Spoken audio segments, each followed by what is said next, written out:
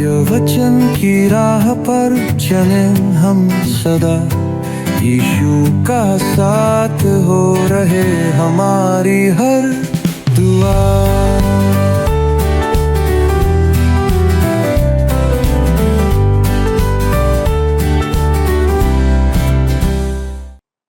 प्रिय दर्शकों, मैं आपका इस क्रमबद्ध बाइबल अध्ययन कार्यक्रम सत्य वचन में हार्दिक स्वागत करती हूँ। दर्शकों, आज हम जकरिया की पुस्तक के उस भाग पर ध्यान केंद्रित करेंगे जिसमें परमेश्वर अपने लोगों से अद्भुत प्रतिज्ञाएं करता है। वो कहता है, जैसे तुम शाप ठहरे थे वैसे ही मैं तुम्हें बचाऊंगा और तुम आशीष ठहरोगे। ये खंड केवल बहाली की बात नहीं करता, बल्कि एक ऐसी स्थिति की ओर इशारा करता है जहां इजराइल और यहूदा पूरे संसार के लिए आशीष का कारण बनेंगे। और इससे भी अधिक अद्भुत वचन यह है दर्शकों कि 10 राष्ट्रों के लोग एक यहूदी व्यक्ति का दामन पकड़कर कहेंगे, हमें भी तुम्हारे साथ चलने दो, क्योंकि हमने सुना है कि परमेश्वर तुम्हारे साथ है। यह खंड हमें परमेश्वर की वैश्विक योजना और उसकी महिमा को दर्शाता है। तो आइए दर्शकों, हम परमेश्वर के दास के द्वारा इस वचन को गहराई से समझें। प्रिय दर्शकों, मसीह यीशु में एक बार फिर से आप सभी को प्रेम भरा नमस्कार और आप सभी का सत्यवचन बाइबल अध्ययन में स्वागत है। मित्रों, हम सब जकरिया भविष्यवक्ता की पुस्तक का अध्ययन करते हुए आ रहे हैं और हम देख रहे हैं कि परमेश्वर का कार्य अभी इस्राएल के साथ समाप्त नहीं हुआ है और परमेश्वर भविष्य में यरूशलेम के पुनः निर्माण की प्रतिज्ञा करता है तथा यह भी प्रकट करता है कि यरूशलेम के संबंध में परमेश्वर का उद्देश्य उनके किसी भी अनुष्ठान से, किसी भी रीति विधि से अपरिवर्तनशील है। पिछले भाग में हमने देखा था कि परमेश्वर ने कह दिया था कि वह इस्राएल को पूर्व और पश्चिम दिशा अर्थात संपूर्ण पृथ्वी पर से एकत्र करके यरूशलेम में बसाएगा और उनके मध्य स्वयं परमेश्वर वास करेगा। उस समय उनकी प्राकृतिक स्थिति सुधर जाएगी और मौसम फसल उगाने के अनुकूल होगा। वे संपूर्ण विश्व के लिए आशीष का कारण होंगे। परमेश्वर ने उनकी भलाई करने की ठान ली है दोस्तों, परंतु उन्हें कुछ करना होगा। एक दूसरे के साथ सत्य बोलना, अपनी कचहरियों में सच्चाई का और मेल मिलाप की नीति का न्याय करना और अपने अपने मन में एक दूसरे की हानि की कल्पना ना करना और झूठी शपथ से प्रीति ना रखना होगा, ये वचन कहता है। आइए अब हम आते हैं जकरिया 8 अध्याय के पद 13 पर, जहां पर लिखा है, हे यहूदा के घराने और इस्राएल के घराने, जिस प्रकार तुम जाति जाति के बीच शाप के कारण थे, उसी प्रकार मैं तुम्हारा उद्धार करूंगा और तुम आशीष के कारण होगे। इसलिए तुम मत डरो और न तुम्हारे हाथ ढीले पड़ने पाए। आज भी जब हम इन बातों पर विचार कर रहे हैं, इस्राएल की तरफ उंगलियां उठ रही हैं। तेल की नीति के कारण व्यवहारिक रूप से पूरे यूरोप ने उन्हें त्याग दिया है और उनका मूल्य 1 गैलन तेल से अधिक नहीं रह गया है। दोस्तों, यह एक दुखद स्थिति है। वे राष्ट्रों के बीच अभिशाप बन गए हैं। यहूदी विरोधी भावना आज फिर से पूरे संसार में बढ़ रही है और परमेश्वर कहता है, जब मैं उन्हें बचाऊंगा और उन्हें उस भूमि पर वापस लाऊंगा तो वे संसार के लिए एक आशीष का कारण होंगे। मेरा मानना है दोस्तों कि इस्राएल का राष्ट्र एक दिन पृथ्वी के गैर यहूदी राष्ट्रों के लिए एक याजक के समान होगा। वे सहस्त्राब्दी राज्य के दौरान परमेश्वर और गैर यहूदी राष्ट्रों के बीच एक मध्यस्थ होंगे। तब आगे हम बढ़ते हैं। अध्याय 8 के पद 14 में कहता है, क्योंकि सेनाओं का यहोवा यूं कहता है, जिस प्रकार जब तुम्हारे पुरखा मुझे रिस दिलाते थे, तब मैंने उनकी हानि करने की ठान ली थी और फिर ना पछताया। एक बार फिर से आप देख सकते हैं, यहाँ पर कहा गया है, सेनाओं का यहोवा यूं कहता है। यह वाक्यांश बार बार हमें पढ़ने को मिल रहा है और कहता है, जिस प्रकार जब तुम्हारे पुरखा मुझे रिस दिलाते थे, तब मैंने उनकी हानि करने की ठान ली थी और फिर ना पछताया। दूसरे शब्दों में दोस्तों, परमेश्वर यहाँ कहता है, मैंने अब तक अपना मन नहीं बदला है। इस भाग में हम समय के उस भाग को देखने जा रहे हैं जब परमेश्वर यरूशलेम को पृथ्वी की राजधानी बनाने जा रहा है। परमेश्वर कहता है कि कोई भी उसे इस उद्देश्य से हटा या विचलित नहीं कर सकता। परमेश्वर अपनी असीम अद्भुत कृपा से ऐसा करने की योजना रखता है। रोमियो की पत्री 9वें अध्याय के 15 और 16 पद में पौलुस इस बात को लिखता और कहता है, क्योंकि वह मूसा से कहता है, मैं जिस किसी पर दया करना चाहूं उस पर दया करूंगा, और जिस किसी पर कृपा करना चाहूं उसी पर कृपा करूंगा। अतः यह ना तो चाहने वाले की, ना दौड़ने वाले की, परंतु दया करने वाले परमेश्वर की बात है। मूसा परमेश्वर के पास गया और उससे प्रार्थना करता है कि वह इस्राएलियों पर दया करे। तब परमेश्वर उससे कहता है, दोस्तों, मूसा, मैं तेरी बात सुनूंगा, पर मैं तेरी बात इसलिए नहीं सुनूंगा क्योंकि तू मूसा है। मैं जिन पर दया करना और जिन पर करुणा दिखाना चाहता हूं उन पर दया और करुणा दिखाऊंगा। अतः धर्म के काम करना और आराधनाओं में उपस्थित होना दया का पात्र बनने की योग्यता नहीं देता है। दया करने वाला प्रभु यीशु मसीह है। दोस्तों, हम प्रेरित पौलुस के साथ यह कह सकते हैं कि हम जो भी हैं परमेश्वर के अनुग्रह के कारण से हैं। तब आइए हम आगे बढ़ते हैं और पढ़ते हैं जकरिया 8 उसका 15वां पद। लिखा है, उसी प्रकार मैंने इन दिनों में यरूशलेम की ओर यहूदा के घराने की भलाई करने की ठान ली है, इसलिए तुम मत डरो। परमेश्वर इस्राएल के लोगों से कहता है, इसलिए नहीं कि तुमने रीति विधियां पूरी की हैं या उसे नकार दिया है। तुम उन रीति विधियों को पूरा करो या ना करो, मैंने तुम पर दया दिखाने की ठान ली है। लेकिन यह अंत नहीं है। दोस्तों, आशीष देने का यह समय बहुत छोटी सी बात है। परमेश्वर पिछली सदियों को देखते हुए कहता है, वह दिन आ रहा है जब मैं फिर से तुम्हारे जीवन में काम करूंगा और उस दिन मैं पृथ्वी पर अनहोनी बातें करूंगा। यह सब प्रभु राज के समय से या सहस्त्राब्दी काल से संबंधित है, जैसा प्रभु यीशु कहता है। अब जबकि दोस्तों अंत समय में वे परमेश्वर का प्रतिनिधित्व करेंगे, इसका यह अर्थ नहीं कि वे जो मन में आए वह कर सकते हैं। परमेश्वर का अनुग्रह और दया जो हम पर प्रकट किया गया है, उसका यह मतलब नहीं है कि हम अपने मन के अनुसार जीवन जी सकते हैं, पर कुछ विश्वासी ऐसा सोचते हैं।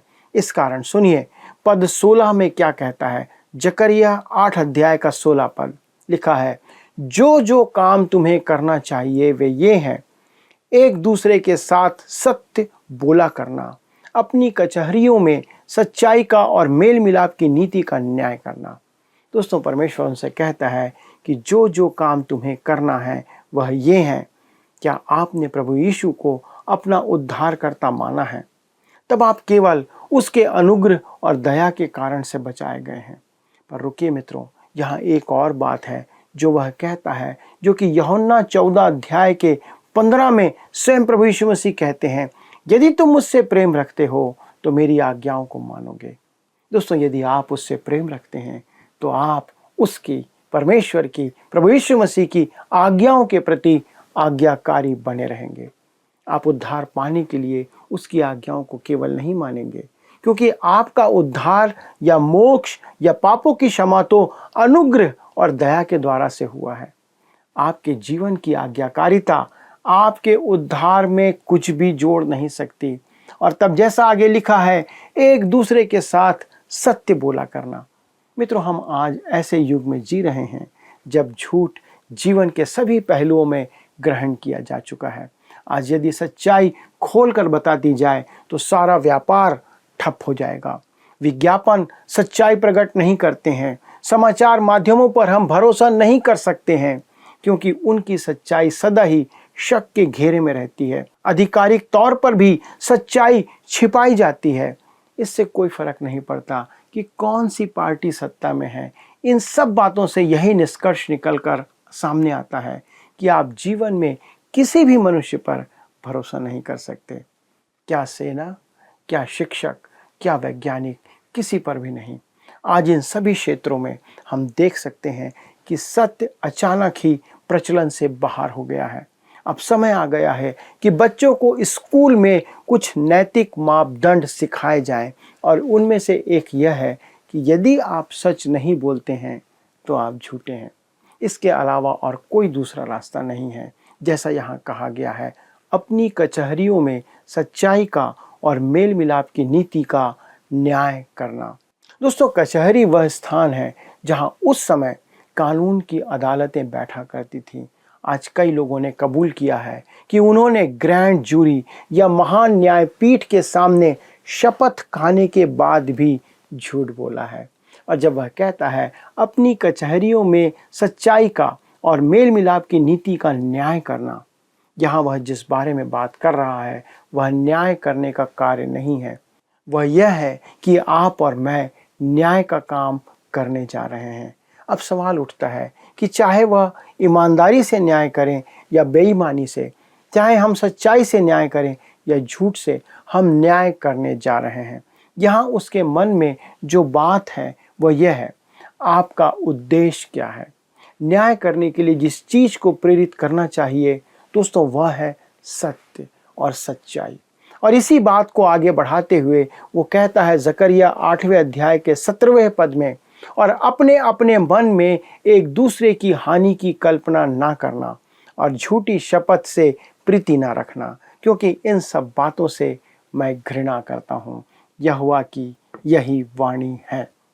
जब कहता है और अपने अपने मन में एक दूसरे की हानि की कल्पना ना करना, दोस्तों इसका अर्थ है कि आप अपने पड़ोसी की किसी वस्तु का लालच ना करें और साथ ही झूठी शपथ से प्रीति ना रखना, क्योंकि इन सब कामों से मैं घृणा करता हूँ। यहोवा की यही वाणी है। वास्तव में जकरिया फिर से यहाँ 10 आज्ञाओं के संदर्भ में कह रहा है। 10 आज्ञाएं हमें उन बातों को प्रकट करती हैं जिनसे परमेश्वर घृणा करता है। वे हमें बचाने या उद्धार देने के लिए नहीं दी गई हैं, पर इसलिए दी गई कि हम जानें कि परमेश्वर हमारे जीवन में किन बातों से घृणा करता है।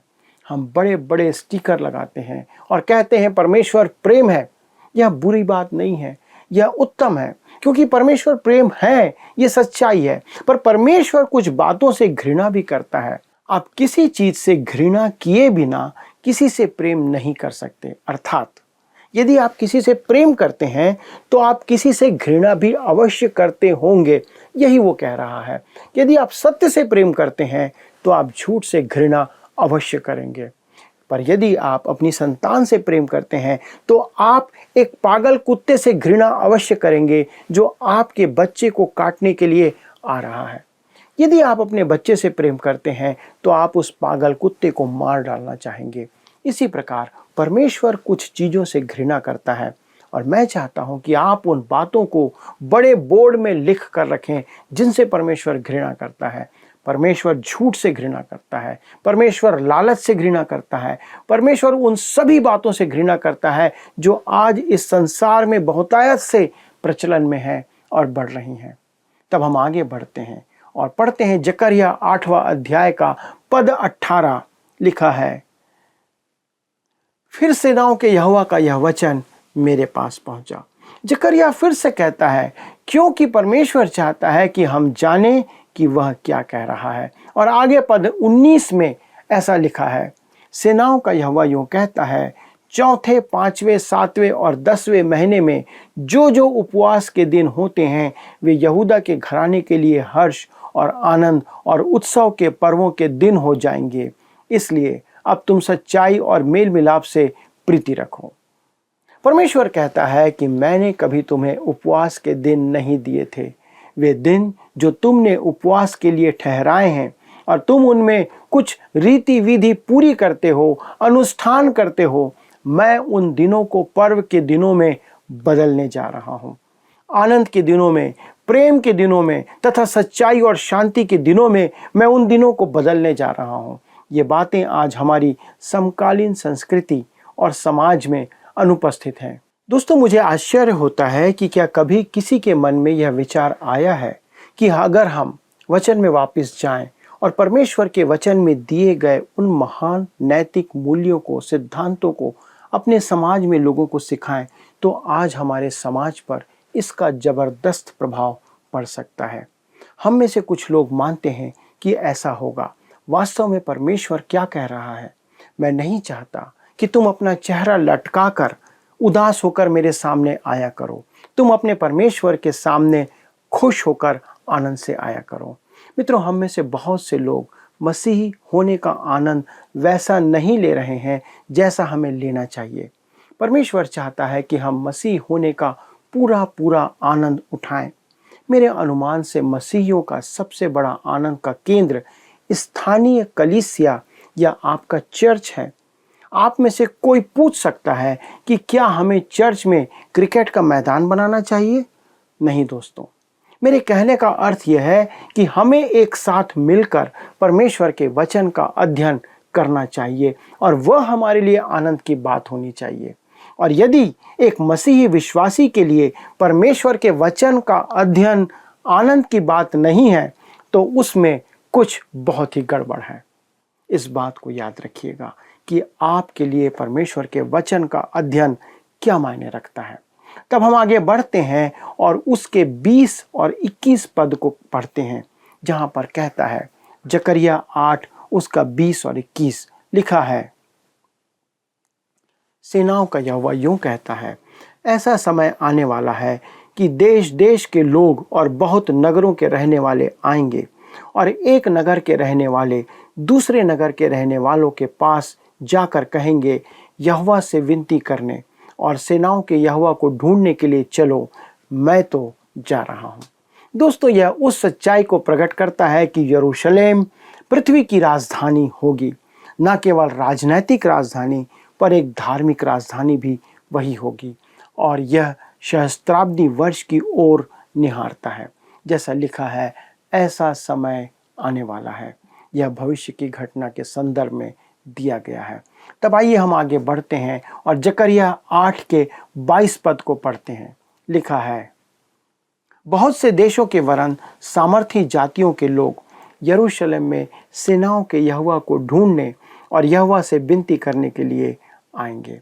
कहता है, बहुत से देशों के वरन सामर्थी जातियों के लोग यरूशलेम में सेनाओं के यहोवा को ढूंढने और यहोवा से विनती करने के लिए आएंगे। दोस्तों, इस पद का संदर्भ केवल यरूशलेम से है और किसी अन्य स्थान से नहीं है। और कहता है, यहोवा से विनती करने के लिए आएंगे। बहुत स्पष्ट रूप से मैं कह सकता हूँ या हम कह सकते हैं कि आज यरूशलेम प्रार्थना करने के लिए एक आदर्श स्थान नहीं है या आज इसके लिए तैयार नहीं है। वास्तव में दोस्तों, आप वहाँ पे धर्म का अधिक और मसीहत से कम दिखावा प्रकट होते हुए देखते हैं, लेकिन यह सहस्त्राब्दी राज्य के दौरान परमेश्वर की सत्ता का केंद्र बन जाएगा। हमने पहले यशायाह के 2 अध्याय से पदों का उद्धरण देखा था, पर मैं उसके संदर्भ में ऐसे बहुत से पद दे सकता हूँ। यहाँ हमें दर्शाता है कि जकरिया की पुस्तक का अध्ययन करना इतना महत्वपूर्ण क्यों है। हमारे समय में बहुत से शिक्षकों ने दानियल की पुस्तक पर ध्यान केंद्रित किया है। यदि आप औसत तौर पर किसी सेमिनरी लाइब्रेरी या किसी भी अच्छी लाइब्रेरी में जाते हैं तो आप देखेंगे कि दानियल पर लिखी गई पुस्तकें आपको देखने को अधिक मिलेंगी, पर आपको जकरिया पर लिखी गई पुस्तक देखने को बहुत कम मिलेगी। यह विचार करने वाली बात है। मेरा एक परिचित विश्वासी है जो यह नहीं मानता है कि इस धरती पर सहस्त्राब्दी राज्य आने वाला है। वह यह नहीं मानता कि परमेश्वर फिर से कभी इस्राएल की ओर फिरेगा या वह कभी फिर से यरूशलेम की ओर अपना मुंह करेगा। वह मानता है कि परमेश्वर का इस्राएल के लोगों के साथ संबंध समाप्त हो चुका है। मित्रों, मैं ऐसे लोगों से सिर्फ एक ही बात कहना चाहता हूँ, परमेश्वर के वचन का अनुवाद कभी भी किसी व्यक्ति के व्यक्तिगत अनुभव के आधार पर या उसके विचार पर नहीं किया जा सकता। यदि आप भविष्यवाणी को जानने के लिए दानियल की पुस्तक का अध्ययन कर रहे हैं तो आपको जकरिया और अन्य पुस्तकों का भी अध्ययन करना होगा। हो सकता है कि दानियल की पुस्तक के अध्ययन के आधार पर कोई इस नतीजे पर पहुंच सकता है कि परमेश्वर का उद्देश्य अब इस्राएल के साथ पूरा हो चुका है, पर जकरिया की पुस्तक इस बात को प्रकट करती है कि इस्राएल के साथ परमेश्वर का व्यवहार और कार्य अभी बाकी है और यह भविष्य की घटना है। तब आइए हम आगे बढ़ते हैं और जकरिया 8वें अध्याय के 23वें पद को पढ़ते हैं। लिखा है, सेनाओं का यहोवा यूं कहता है, उन दिनों में भांति भांति की भाषा बोलने वाली सब जातियों में से 10 मनुष्य एक यहूदी पुरुष के वस्त्र की छोर को यह कहकर पकड़ लेंगे, हम तुम्हारे संग चलेंगे, क्योंकि हमने सुना है कि परमेश्वर तुम्हारे साथ है। दोस्तों, जब कहता है उन दिनों में, तो यह किन दिनों के संदर्भ में कहा गया है? यही वह बात है जो वचन में बार बार कही गई है, उन दिनों में या उस दिन में। इससे तात्पर्य है आने वाले सहस्त्राब्दी राज्य के समय से। वास्तव में महाक्लेश तो सहस्त्राब्दी राज्य का आरंभ है, जो मसीह के आगमन का मार्ग स्पष्ट करता है, जिसके बाद 1000 वर्ष का सहस्त्राब्दी काल होगा, जिसमें मसीह यीशु 1000 वर्ष के लिए इस संसार पर अपना राज्य स्थापित करेगा।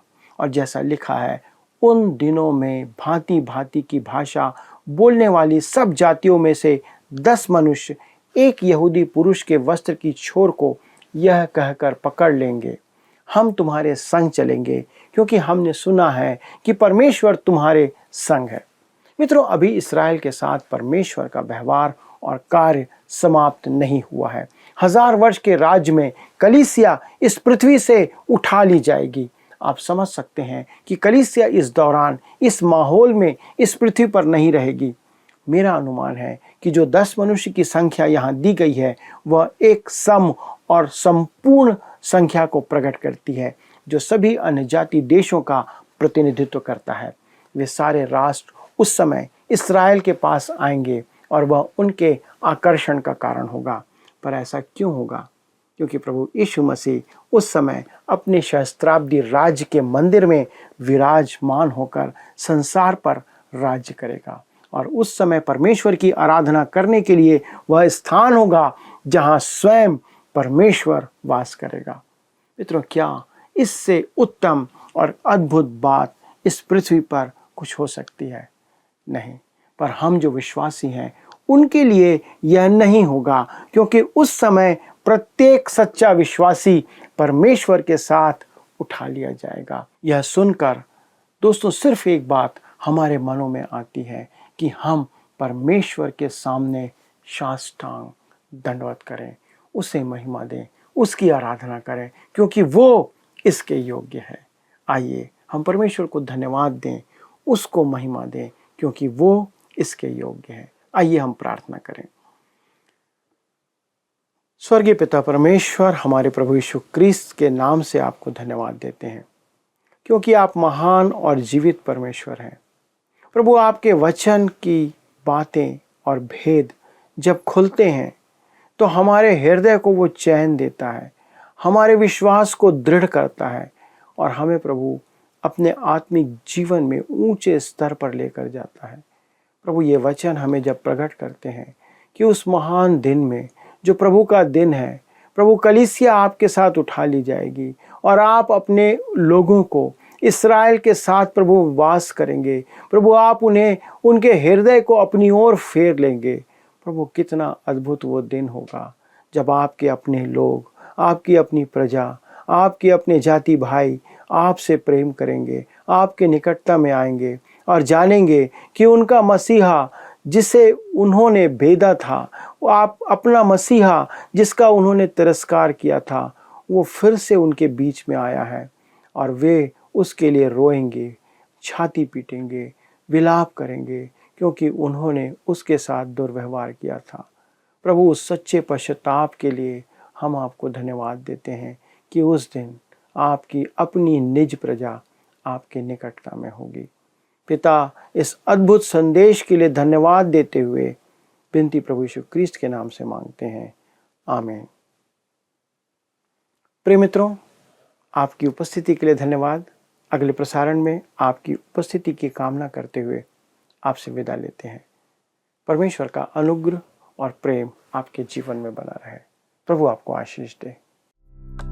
आइए अब हम प्रश्नों को देखें। पिछले प्रश्न का उत्तर है सी, कलीसिया। आज परमेश्वर की चुनी हुई प्रजा कलीसिया है। आज के अध्ययन पर आधारित प्रश्न है, मसीह यीशु 1000 वर्ष के लिए इस संसार पर अपना राज्य स्थापित करेगा, उसे किस नाम से जाना जाएगा? ए, महाक्लेश काल, बी सहस्राब्दी राज, सी राज्य स्थापित का आरंभ, डी सहस्राब्दी काल। मित्रों, इस प्रश्न का उत्तर हमें कल सुबह 6 बजे से पहले विकल्प ए, बी, सी या डी के साथ अपना नाम, पता, स्थान के साथ 9651433397 पर SMS या WhatsApp करें। मित्रों, आज का अध्ययन हमें स्मरण कराता है कि परमेश्वर अपने लोगों को केवल उठाता ही नहीं बल्कि उन्हें दूसरों के लिए आशीष बनने के योग्य बनाता है। वो डर को हटाकर साहस देता है, शाप को आशीष में बदलता है। दर्शकों, जकरिया ये खंड हमें प्रेरणा देता है कि जब हम सच्चाई, न्याय और मेल के साथ जीते हैं ना, तो परमेश्वर ना केवल हमें बदलता है बल्कि हमारे माध्यम से दूसरों को भी अपनी ओर खींचता है। आज भी वो चाहता है कि हम उसके प्रेम और उपस्थिति का ऐसा साक्षी बने कि लोग कहें, हमने सुना है कि परमेश्वर तुम्हारे साथ है। आइए हम इस बुलाहट को स्वीकार कर लें और आशीष का कारण बने, ना केवल अपने लिए बल्कि सारी पृथ्वी के लिए। परमेश्वर आप सबकी सहायता करे। यदि आप इस अध्ययन को दोबारा देखना चाहते हैं तो आप हमारे YouTube चैनल वर्ड रिसाउंड्स हिंदी में देख सकते हैं। अधिक जानकारी और प्रार्थना हेतु आप दिए गए नंबर पर संपर्क करिए, जो कि है 9651433397। हमारे परामर्शदाता आपकी सहायता करने के लिए उत्सुक हैं। प्रभु आपके साथ रहे। क्या आपको यह कार्यक्रम पसंद आया? अभी हमें एक मिस कॉल करें और आप अगले विजेता हो सकते हैं।